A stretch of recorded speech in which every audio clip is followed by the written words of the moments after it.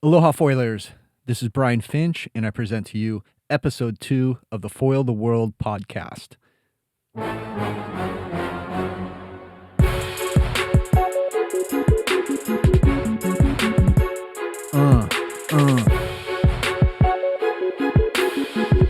kind of popping, yeah?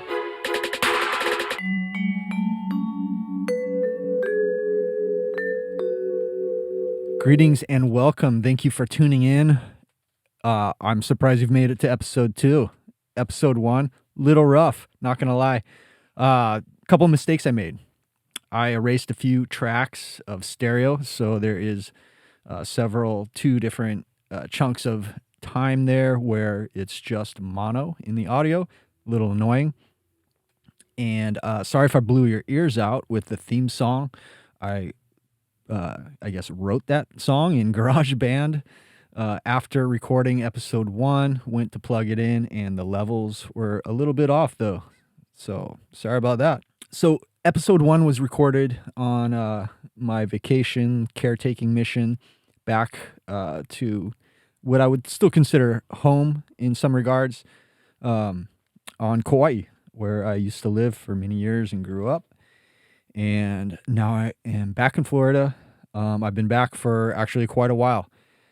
I came home from that trip, and there's just so much catching up to do with work, family, you name it, yard, the grass. It's just it's home repairs, you name it. It piles up quickly, and so it's taken a while to get back in the groove here. But even worse than that, the freaking flu sniped my family one by one. And I was the last to fall. Everyone was kind of spread out by 1 week. So I ended up, caring for my family in a quite brutal flu for each of them. And then I finally got it at the end. It wore me down, sleep deprivation, exposure, I imagine. And I got freaking decimated, fully nuked. It was the worst I've been sick in recent memory. Much worse than the vid. This flu, yeah, it kicked my ass. I'm still recovering. I can at least speak, my voice is pretty much back. I've also had super annoying software problem that took me a little over, 2 weeks to solve, trying several attempts, going through YouTube, searching for answers. I think we figured it out. We're on the right path. And so that's quite a relief, and really looking forward to start pumping these episodes out on the regulars. So what I've been up to lately, I had a killer session down south on the Space Coast. I met up with Gunther Oka. He is a freaking world-class wakeboarder, gnarly athlete, and he's ripping on the foil too. Liquid Force is his main sponsor. Freedom Foil Boards is mine. Liquid Force and Freedom have a relationship. They're basically, Liquid Force owns Freedom. And so it was cool to go down and link up with Gunther and get a session and kind of, tie those brands together, see who's on the other side. And had a great time. It was quite a drive. Space Coast is a good 3 hours south of Jax, where I live. It's only the second time I've been down in that area. I went for the foil race challenge, the pump contest, and met a couple of the guys we had a session with here. It was the first time I had met some of these guys in person, not just Graham life. So it was really cool to see these guys down on the Space Coast in the Melbourne area, ripping it up, and super welcoming crew. Who was all there? It was Gunther, Latham, Rob Novo, whom I actually met years ago in northern Nicaragua, just getting barreled off our faces. Jeremy Anderson and Eric from the Catalyst Surf Shop. And I'm not remembering the rest of the guys' names. My apologies, but freaking rad dudes. Gunther really, really definitely kind of blew me away. I know he rips, but he's gotten so good so fast, and it's these freaking wakeboarders, they're coming in to take over foiling, and it's annoying and exciting and inspiring all in one. Very impressive what these dudes are doing, like Noah and Austin. bringing their strap game and now evolving the strap game into no straps and just crazy airs and very technical tricks. So cool to see. Aside from that, had a couple brutal downwinders as of recent as well. Um, Northeast winds are not ideal here. We've been forcing some downwinders just because we're so hungry to send it. That is an addicting feeling above and beyond just the normal foil addiction. Sending downwind is just it's so fun. It's hard to pinpoint what's so amazing about it. I guess it's just harnessing the ocean. It's the adventure, I suppose, of being offshore, just out there with your skills, your equipment, reading the ocean, and the travel aspect. Like, 5 miles is kind of our standard run now. We have a B run that's 9 miles, and we're looking to push it much further. We just need the proper days.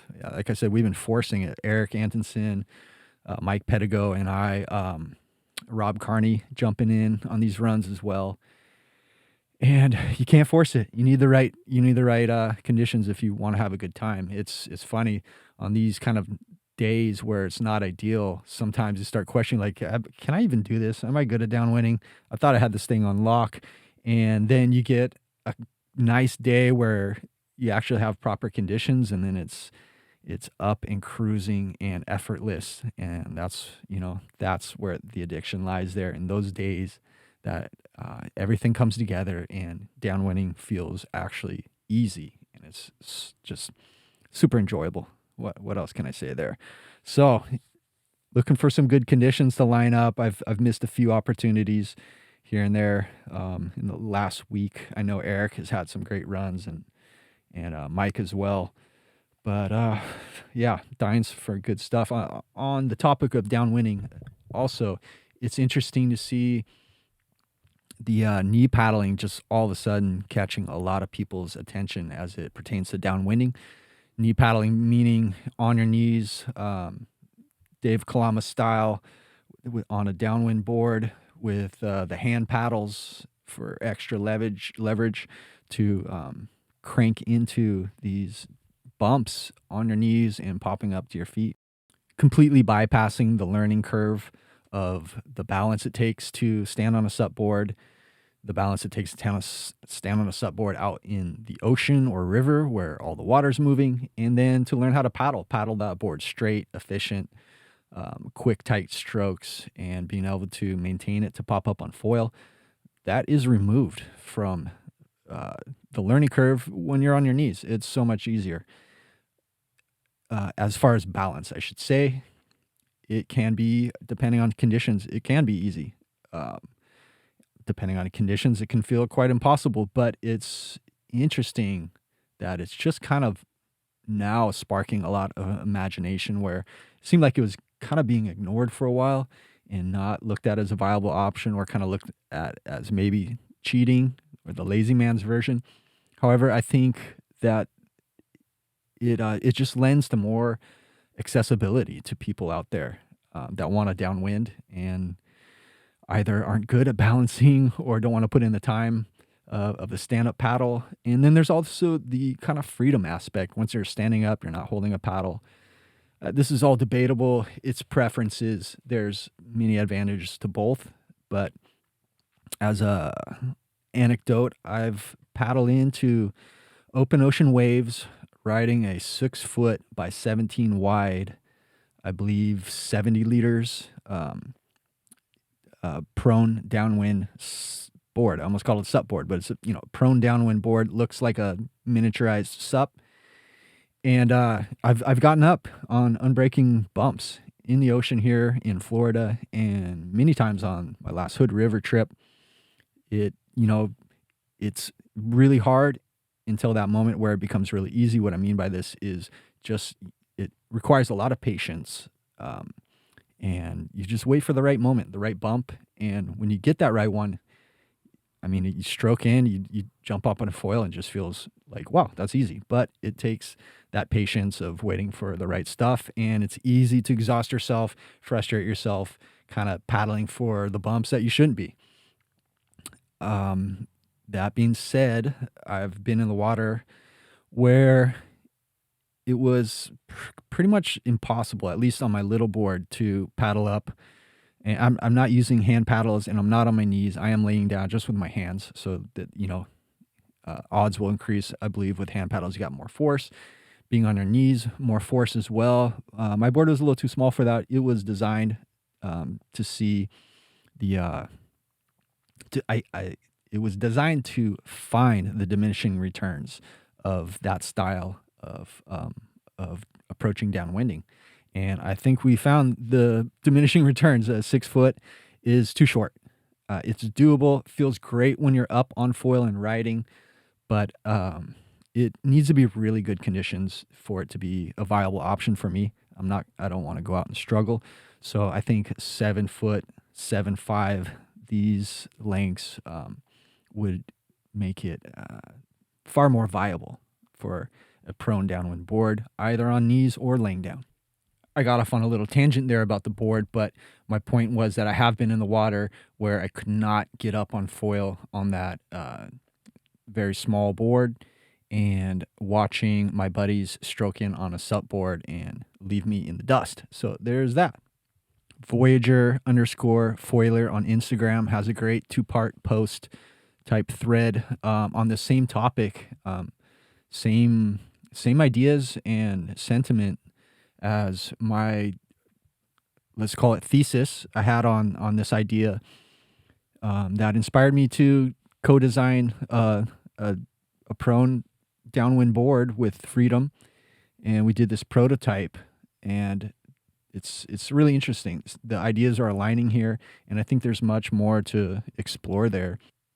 I'm going to keep pushing forward in this aspect of the sport, and I see a lot of people as of recent embracing the idea as well. So very exciting. So Eric from The Progression Project, we are going to fire up our foil camps again. We did 2 awesome 3-day camps last year, had a great time doing it, had a great response from clients, and a lot of inquiries ever since those camps. Even though we haven't advertised, we haven't really talked about doing camps again, we've continually been hit up by folks interested, so we are happy to fill that demand. Like I said, it's something really enjoy doing, coaching foilers, teaching them how to tune their gear, just improve skills in every facet that we can help with. So again, exciting, very excited to fire up the camps again, and we will be announcing dates as soon as possible. Well, thanks for bearing with me on these first 2 episodes. These are definitely the practice runs, and episode 3, we're going to have a guest, and we'll continue having guests. So it won't just be me here rambling. Again, thank you for tuning in. I appreciate you for making it this far, and we will continue to work hard and make this a great podcast, and interesting, hopefully fun, and learn a little bit along the way. Catch you on the next episode, and foil the world.